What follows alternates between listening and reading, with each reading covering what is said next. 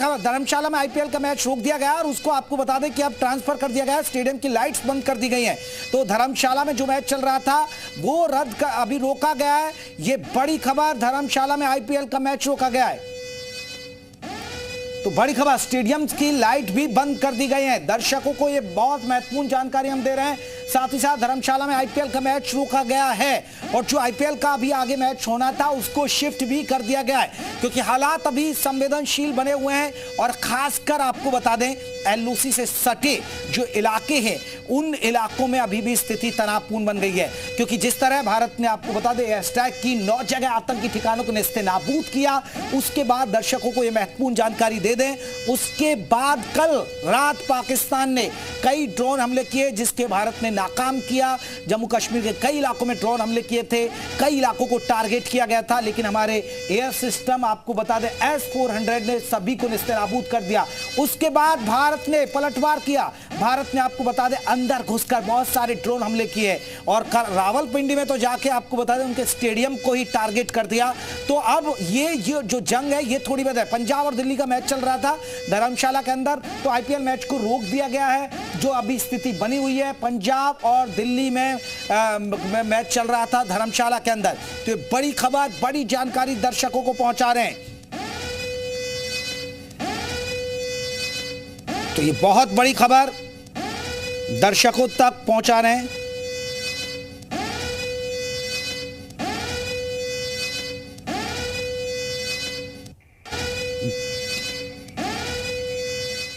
हालांकि मैं एक संवेदनशील इलाके से निकल के आया हूँ। वहाँ के लोगों ने खुद बताया कि उन्होंने कुछ चमकती हुई चीज़ें देखी हैं और अभी वो और चीज़ें जो है वो बताने की कोशिश कर रहे थे। इतने में उनका कनेक्शन जो है वो नहीं जुड़ पा रहा। इस तरह थोड़ी सी यहाँ पर परेशानी ज़रूर हो रही है। वो बात नहीं, सिग्नल नहीं मिल पा रहा है और वो बताने की कोशिश कर रहे थे। बिल्कुल संवेदनशील इलाके के जो लोग थे, अलग अलग नंबर से उन्होंने हमें फ़ोन किया। 3 नंबरों से हमें फ़ोन आया और अभी भी मैं आपको बता दूँ कि मैं जम्मू में ही हूँ और अगर मैं हल्की सी भी लाइट ऑफ करूंगा तो आपको ये दिखाई देगा कि जो ब्लैकआउट है पूरी तरह से, अगर ये लाइट ऑफ तो देखिए ब्लैकआउट में आप बिल्कुल उसी तरीके से सारे नॉर्म्स को फॉलो करते हुए रहिएगा।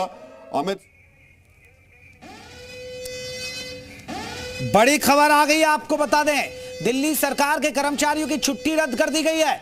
दिल्ली सरकार के कर्मचारियों की छुट्टी रद्द कर दी गई है। दिल्ली में सरकार के जो कर्मचारी हैं उनकी छुट्टियां रद्द कर दी गई है। और आपको बता दें उधर सेना में भी छुट्टियां रद्द कर दी गई हैं। सभी सैनिकों को बुला लिया गया है और वहीं दिल्ली सरकार के कर्मचारियों को भी छुट्टियां रद्द कर दी गई हैं, क्योंकि अब दिल्ली में काम बढ़ेगा। राजधानी है दिल्ली, देश की राजधानी है दिल्ली, तो ऐसे में दिल्ली सरकार ने के कर्मचारियों की छुट्टियां रद्द कर दी गई हैं। और क्योंकि अब मामला गंभीर होता जा रहा है, बहुत ही गंभीर हो चुका है मामला, तनाव की स्थिति बनी हुई है एलओसी पर। और इसी बीच ये बड़ी खबर, बड़ी जानकारी हम आपको बता रहे हैं। ये ऑपरेशन सिंदूर जो पहलगाम पर अटैक किया, उसके बाद पाकिस्तान को उधमपुर की बात कर रहे हैं, 20 से 30 ड्रोन मार गिराए गए। 20 से 30 ड्रोन अटैक किया गया उधमपुर के अंदर, लेकिन पाकिस्तान के सभी ड्रोन को मार गिराया गया। चंडीगढ़ और मोहाली में भी ब्लैकआउट की खबर है। चंडीगढ़ और मोहाली में ब्लैकआउट किया गया है। ये बड़ी खबर दर्शकों को बता रहे हैं। ये अभी जो स्थिति है तनावपूर्ण बनी हुई है। जो लगते जो सीमा से सटे जिले हैं या राज्य हैं वहां पर अभी स्थिति, चंडीगढ़ और मोहाली में ब्लैकआउट किया गया है। तो दर्शकों को यह बड़ी खबर।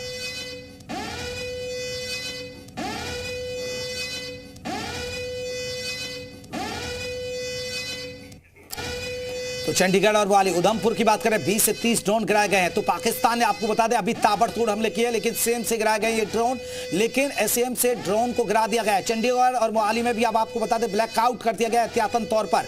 पहले जम्मू कश्मीर में ब्लैकआउट चला हुआ है, वहीं आपको बता दें जैसलमेर में ब्लैकआउट चला हुआ है, क्योंकि पाकिस्तान की तरफ से कई ड्रोन हमले और कई मिसाइल दागी गई हैं, लेकिन भारत की जो एयर डिफेंस सिस्टम है उसने सभी को मार गिराया गया है। ऊपर हवाई जो हमले हो रहे हैं तो हवा में ही मार गिराए गए हैं, क्योंकि वो हालांकि उनका मलबा जरूर आपको देखने को मिला। बहुत सारी सोशल मीडिया पर आपको सुबह वीडियोस देखने को मिल जाएंगे, लेकिन जो धमाके की आवाज आप सुनेंगे, जो वीडियोस हम आपको दिखा रहे जरा उसकी धमाकों की आवाज भी आप सुन लीजिए।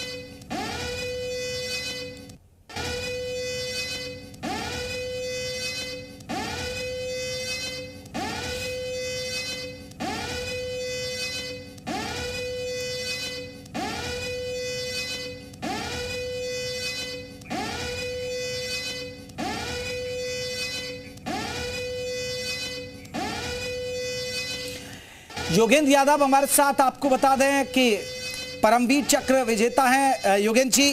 जो अभी स्थिति है उस पर आपसे एक रिएक्शन चाहेंगे, क्योंकि अभी आना जो खबरें हैं, बहुत सारे ड्रोन हमले किए गए पाकिस्तान की तरफ से। उसके बाद ब्लैकआउट हो गया जम्मू कश्मीर में, जैसलमेर में। हालांकि सभी ड्रोन हमलों को मार गिराया गया, मिसाइल हमले और उसके F-16 और F-17 को भी मार गिराया गया है। आप क्या कहेंगे इस स्थिति को लेकर? क्या ये आज की रात कुछ बड़ा होने वाला है? देखिए, ये पाकिस्तान अभी बौखला गया है। जो हिंदुस्तान ने ऑपरेशन सिंदूर किया उससे ये बौखला गए। इनका जो टेररिस्ट कैंप पूरी दुनिया के सामने एक्सपोज हो गए। हिंदुस्तान ने वही चीज किया, लेकिन ये अपने नागरिकों की सहानुभूति बटोरने के लिए बौखलाहट में इस तरह से हिंदुस्तान के ऊपर मिसाइल और ये जो ड्रोन हमले करने की कोशिश कर रहा है, तो ये एक युद्ध को आमंत्रण कर रहा है। और अगर युद्ध को आमंत्रण करेंगे तो कितने लोगों की जान जाएगी, ये पाकिस्तान नहीं समझ पा रहा है। ये नहीं समझ पा रहा है कि वहाँ की स्थिति आर्थिक रूप से वो बेकार बिखरा हुआ है, टूटा हुआ है।